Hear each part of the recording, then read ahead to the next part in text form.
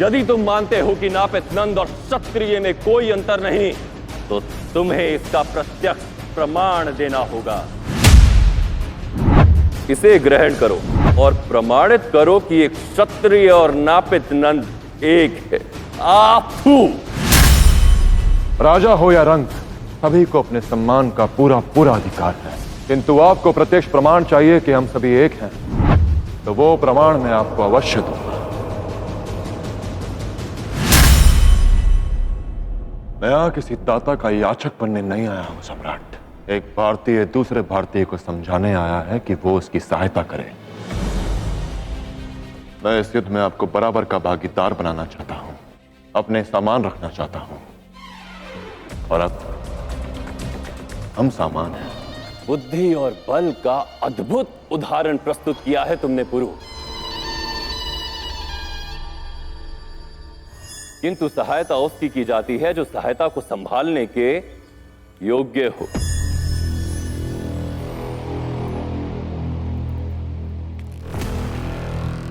यदि तुम चाहते हो कि मेरी सेना तुम्हारे पक्ष से युद्ध करे, तो तुम्हें यह सिद्ध करना होगा कि तुम अलेक्जेंडर को हराने के योग्य हो।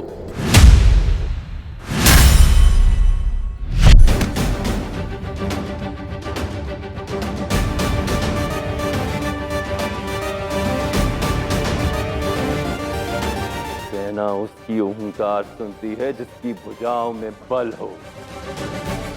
तुम्हारी भुजाओं में तो इतना बल भी नहीं कि मुझे धरती पर गिरा सको। तो फिर सहस्त्र सैनिकों और रथ का भार कैसे सहेंगी तुम्हारी ये दुर्बल भुजाएं?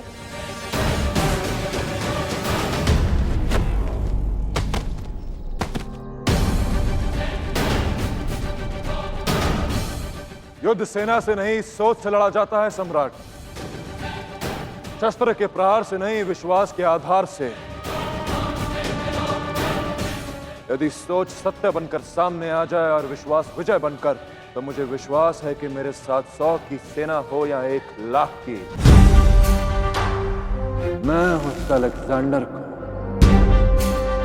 जीतने नहीं दूंगा।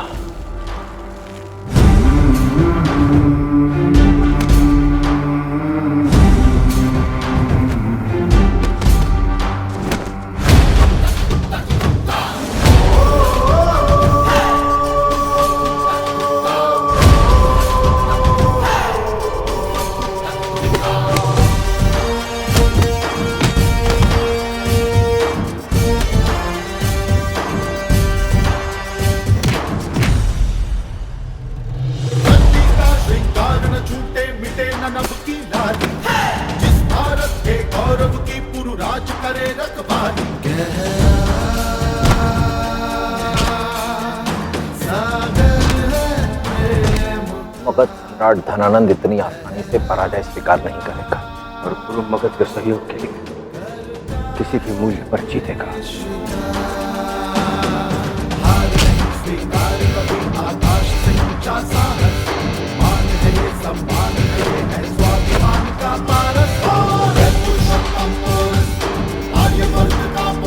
मुझे जो प्रमाणित करना था मैंने कर दिया सम्राट।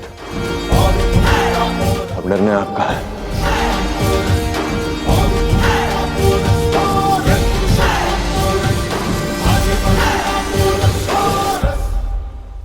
अब मैं भी इस सत्य को मानता हूं कि सभी उंगलियां एक बराबर नहीं होती।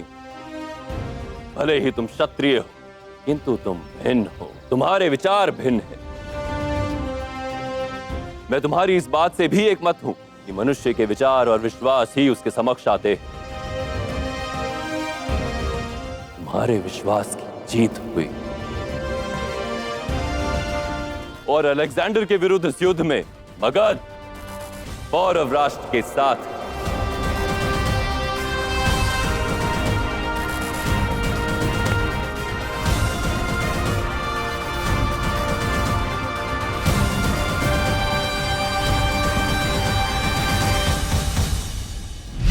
पौरव राष्ट्र और मगध अब एक हैं।